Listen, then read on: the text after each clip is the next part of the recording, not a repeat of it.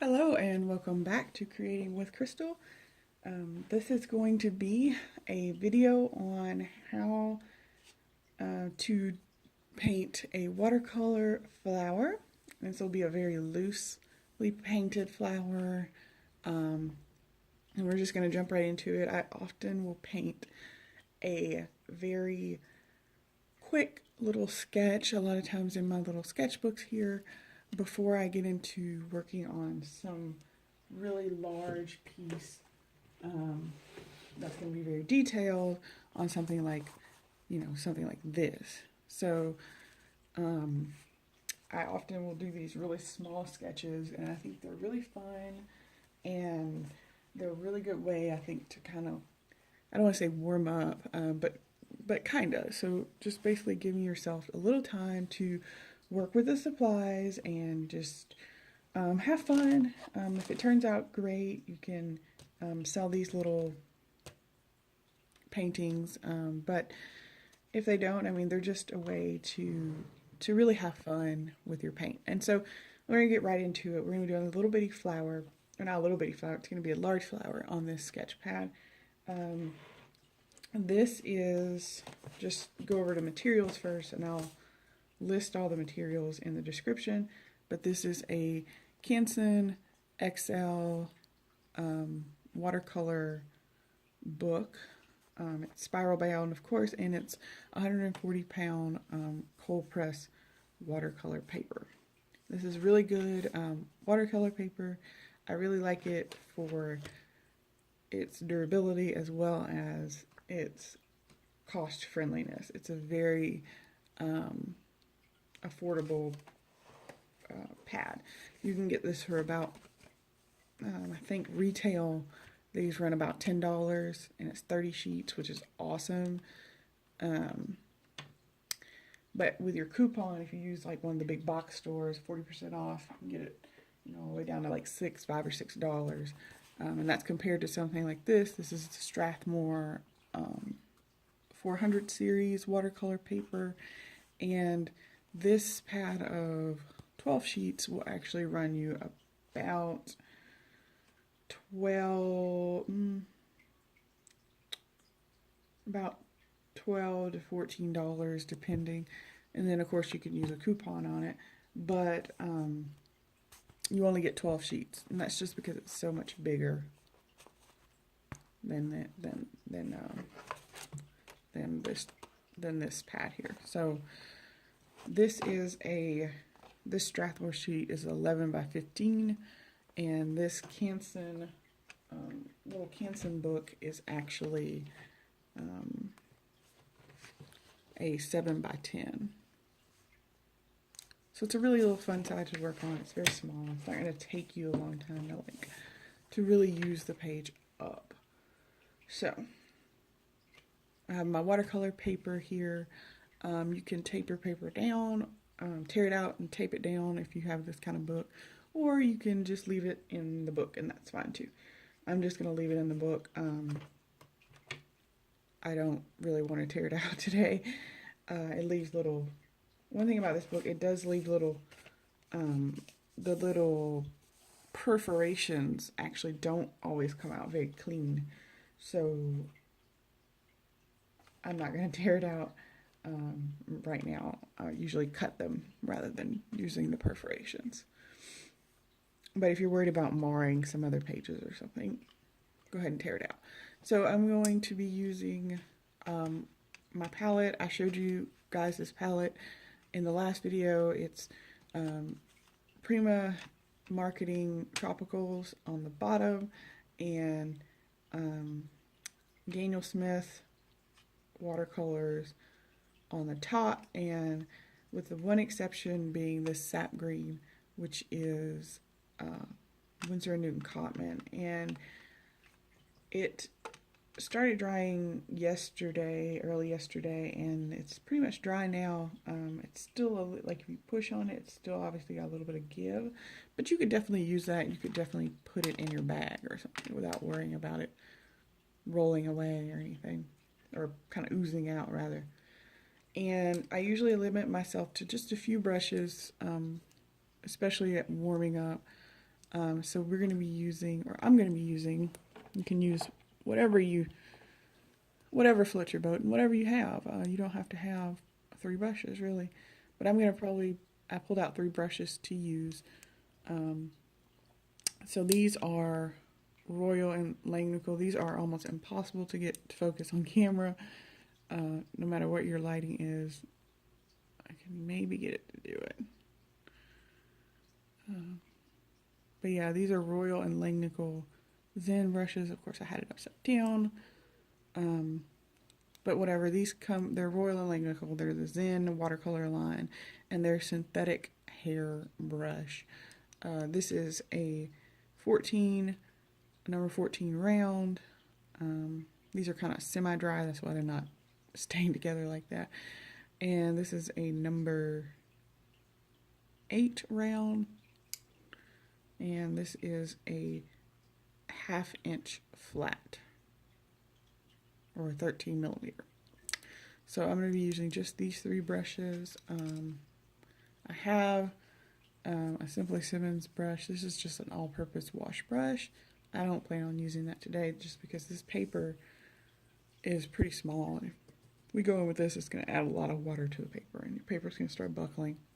So it's one thing to consider. If you're not taping it down, you need to be very cautious of how much water you're putting on there. If you're using a lot of water, then your paper's going to tend to want to curl up on you. But you can definitely do it to where that's not a problem. So like on this painting, if you look at it from the side, it's not warped or anything. And that's because I didn't do any heavy washings on it. So you don't have to tape it down if you're not going to be doing big washes or heavy layering or anything like that. And for this just simple warm-up, we're not going to be doing it. I also have a water bucket. My water bucket, this is the one from Michaels, I believe. It's a Michaels brand product. And it has 2 separate compartments. One side has clean water, one side has I use for rinsing, and then one side's for getting clean water. And this helps a lot with your water keeping your water clean.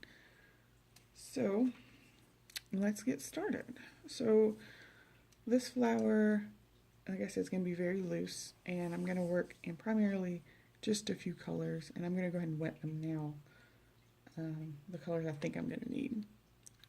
So I'm going to work with, today, I'm going to work with Phthalo Blue.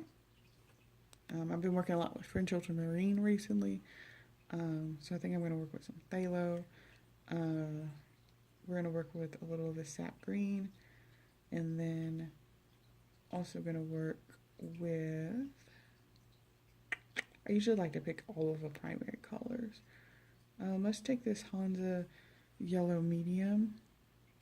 It's a very nice color, and then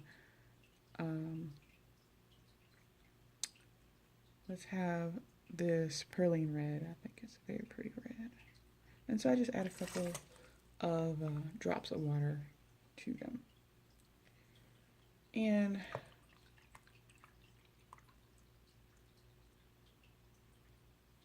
so we're going to make up a pretty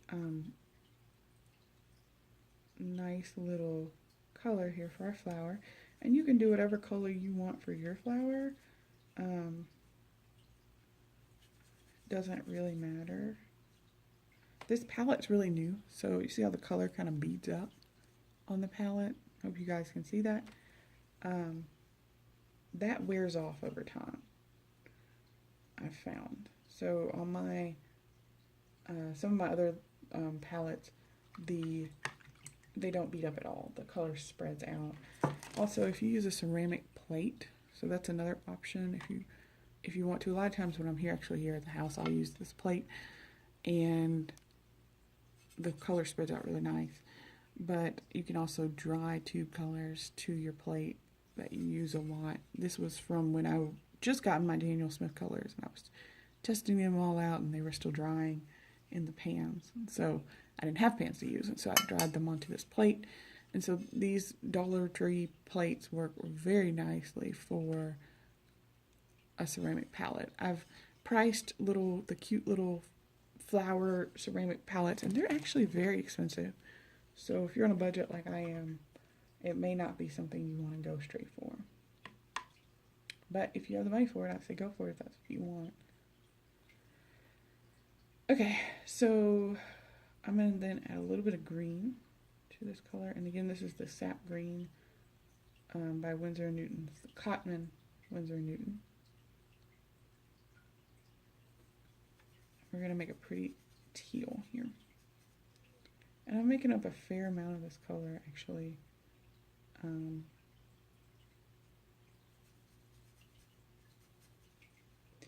So now this flower is going to have, it's going to be probably 2 flowers. And I want the focal point of my first flower to be about right here. And so we're just going to add some petals on. And I think this is going to be a little bit light. But we're just going to go with it.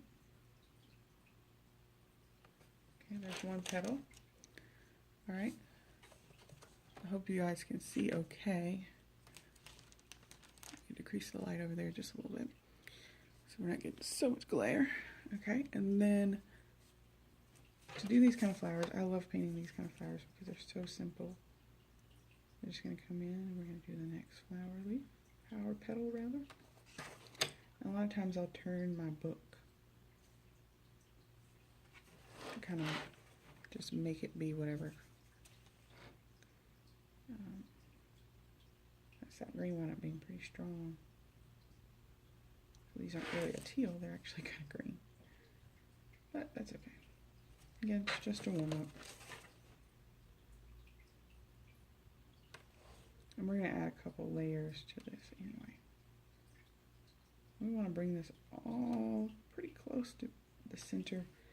And I'm not going to bring it all the way to the center. See how those two actually touched? Right in there. And so now the color is actually going to mix and mingle from in the middle of those. So we're going to do those. Now we're going to come back with a nice, pick up a little bit of phthalo blue. And the reason I picked phthalo blue over the French ultramarine was twofold. Two, because I've been working with a lot of French ultramarine lately, and I want to work with some other colors. But another reason is that phthalo green is actually kind of green on its own.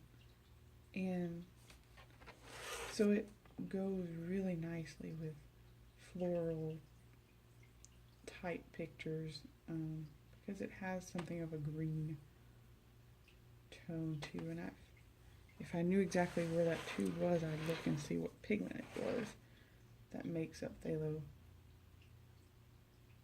blue.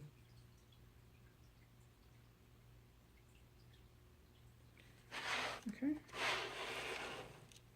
So we're going to let that dry, and while we let that dry, I'm going to do, things tend to be prettier in 3s, I've found. That's something I've learned. A lot of people have said that, and I was just kind of like, yeah, okay, whatever. But really, stuff looks better in 3s. I hope y'all are getting enough of a view, and I may slide over just a little bit. There we go. Yeah, I think that looks fine. Okay, so just rinse this brush off. And you can see how I'm going from the rinse water to, there's actually 2 sections in here, to get clean water and then a final kind of rinse. You can definitely use 1 bucket. Your colors are going to get muddier quicker because this is the color that you're going to be using to get clean water, and then those pigments are in suspension and they'll muddy your colors. So try not to make this video too long, so we're going to go ahead and get our next petals down on here and stop talking so much. As I get better at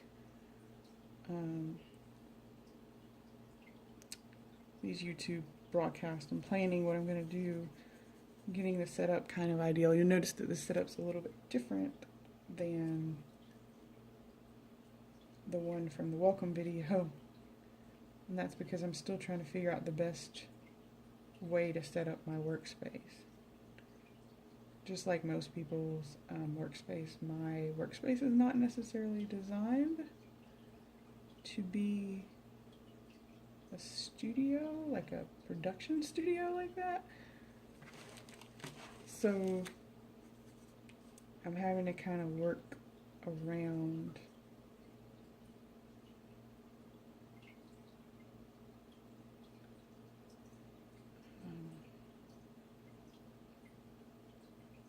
fixtures that are already in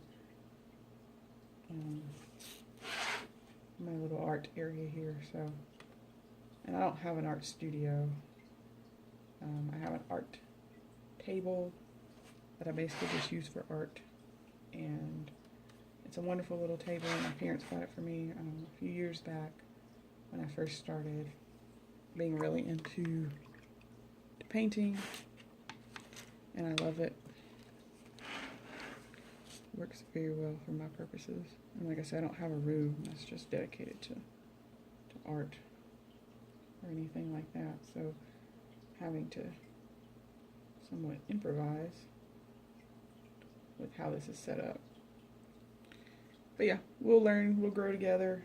If y'all have any suggestions on ways that y'all might be able to get a better view of what I'm doing. So I did these two flowers differently on purpose. So one of them is a green base with the blue on top, and this one's a blue base with a green on top. And we should get slightly different effects with either one. And so I'm going to come in here and put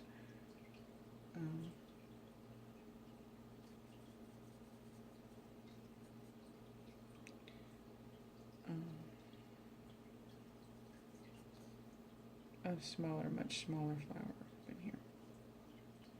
And we may only see two of its little. And I don't know what kind of flowers these are. They're just some little stylized flowers.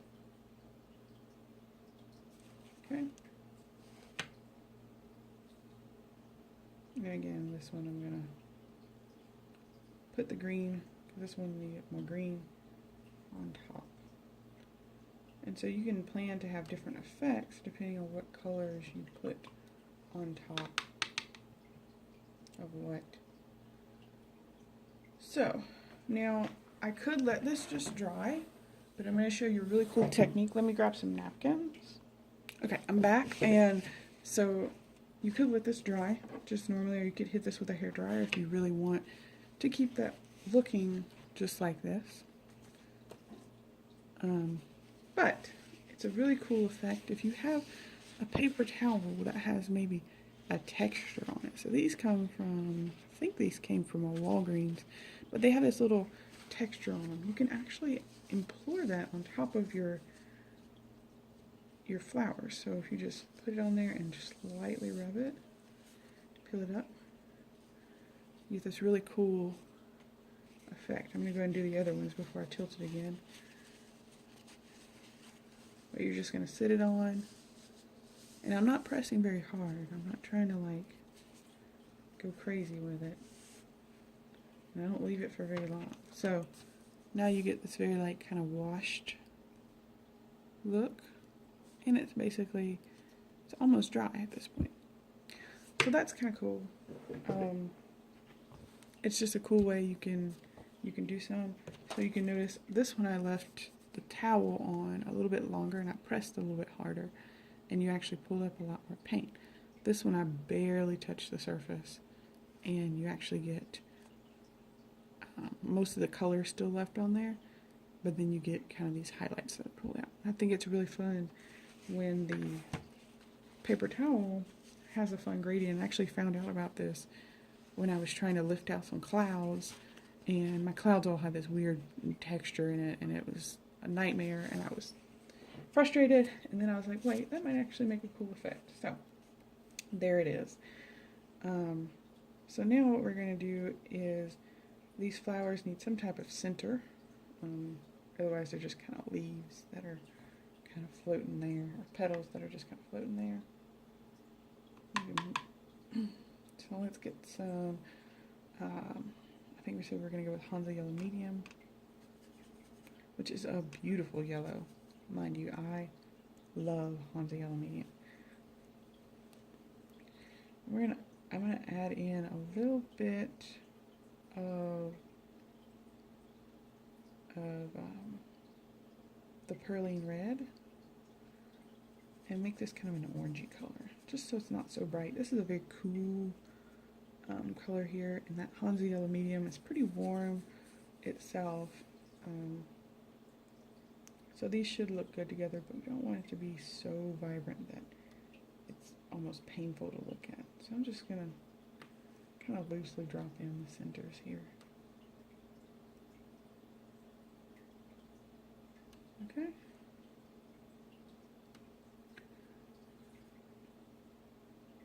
I'm gonna make sure there's a little bit of pigment in there.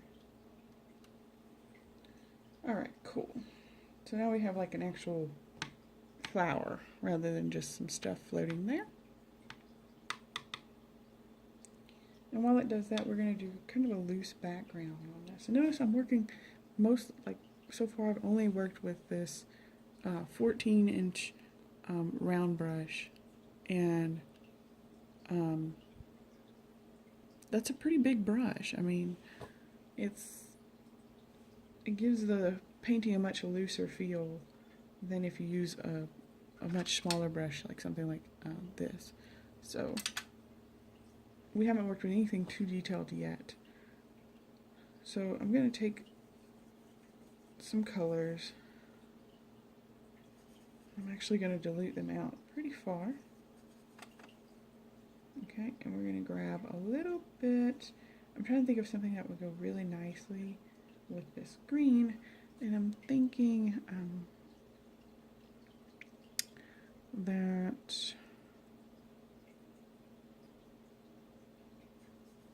I may actually just do I think I might do some a little bit of red. We don't want it to turn too Christmassy, but I'm going to make that kind of like a red. Yeah, let's do that. We're going to grab just a little bit of clean water. And this would be a very dilute wash here. And this is just giving some kind of background to this. And I'm not trying to cover the whole background. I'm not trying to get right up on the petals. And I hope you can see that, and I hope I'm not blocking everything.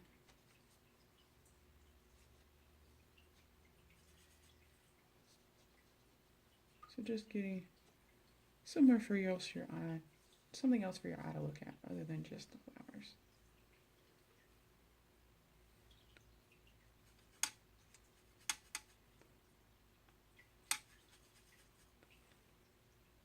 It almost makes like a peach. This is actually a very nice skin tone if you're trying to mix skin tones. It would be like a Caucasian-y type skin tone.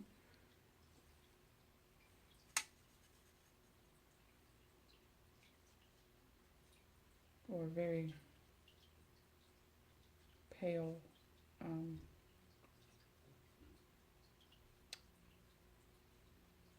person, whatever.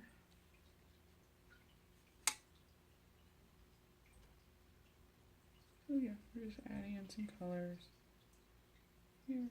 Again, not trying to get too like into this. And again, you just want this to be a nice warm-up exercise. You don't want to spend, or at least I don't want to spend all day. You could spend as much time as you want on this. So I am going to add a couple other things here. And we are going to switch away. Oops. We're going to switch away from this larger brush now, because now we've covered most of the page. We're going to switch to a much smaller brush, but look, I just want you to also note how dry my paper is. It's not glistening with pounds of water, so I'm working pretty dry here, and and then my paper's reflecting it. It's starting to curl just a little bit on the edge, but nothing major. So I'll get this brush wet here. And we're going to work with some of this teal again. So let's get a little bit of phthalo blue. That was a lot more than a little bit. And a little bit of sap green. And this time I'm not making it the mix so watery. And what I'm going to do is just come in and we're just going to add in some fun little stripes here. And they're not going to stay little stripes, so don't worry about if they don't look perfect or if they look too perfect. I'm actually going to, they're just a base. Just put the color down first.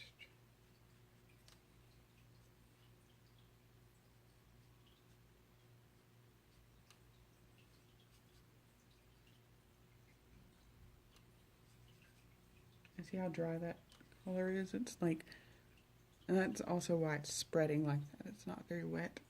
I mean, that's why it's like stuck to the palette, I should say, not spreading. Okay. Rinse that off real quick.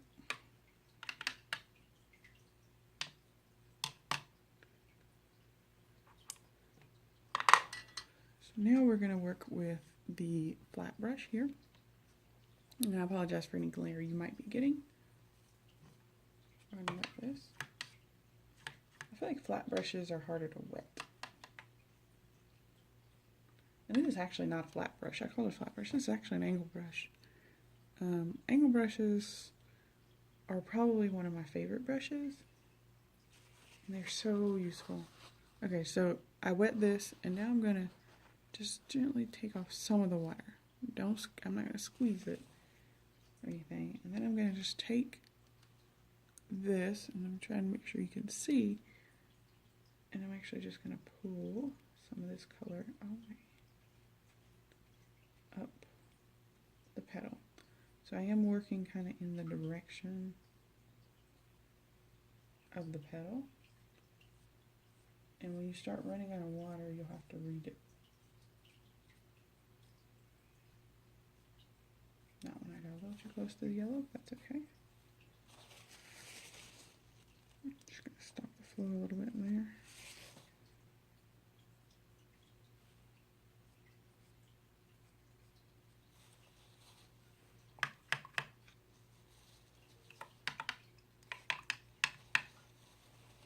And again, so you do that, I just take the napkin and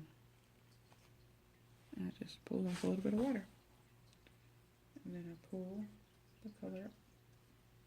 This is a cool way that if you really want to layer some colors in, it's a cool way to do it.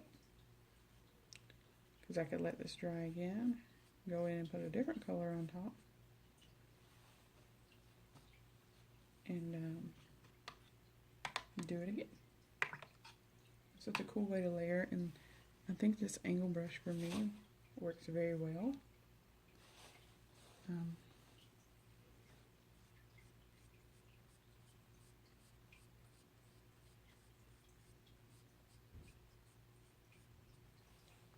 Okay.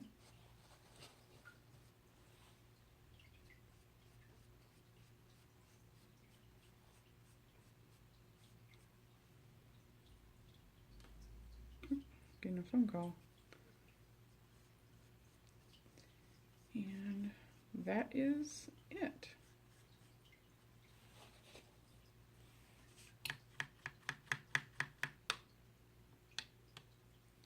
For our nice little watercolor flowers. Well, we're gonna do one other thing. I was gonna let that be it because we're at 29 minutes, but with my last 30 seconds, I'm going to add one other detail. We're gonna add some nice little stems, I think. I love when the flowers are actually painted with their stems. You're more than welcome to leave this stuff out if you don't want to do it. I just like the way they look.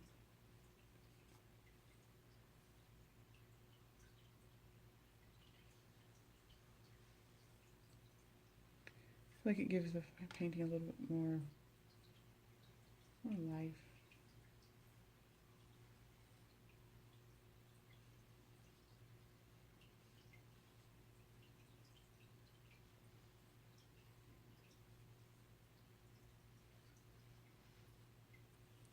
Kind of grounds them somewhere, and I just gave them these really like nubby leaves, and you can go in and you can actually use your brush right at the edge of anything that's got a little bit of a point on it. These aren't sharp, they're just cut at like an angle on these brushes so that you can use them to do this. And I'm just kind of scraping a little bit on the paper, and that's it. Actually, that's it this time. So here's the finished product. I'm gonna let it dry, and I hope you enjoyed learning how to do this warm up set of flowers. You could definitely use this technique to you know, take it further and do a whole like floral arrangement or whatever you want to do, or just use it as a warm up. Paint it again. Cool thing about these is you can paint on the back if you want to just try again. But yeah, thank you for creating with me today, and I hope to bring you more tutorials. Let me know in the comments if there's anything you'd like to see me paint, or any quick things you'd like to see me put together, and I'll do as many of them as I can. And if you like the video, please give it a thumbs up and subscribe to the page so that other people can find me a little bit easier. And so thank you, and thank you for creating with me.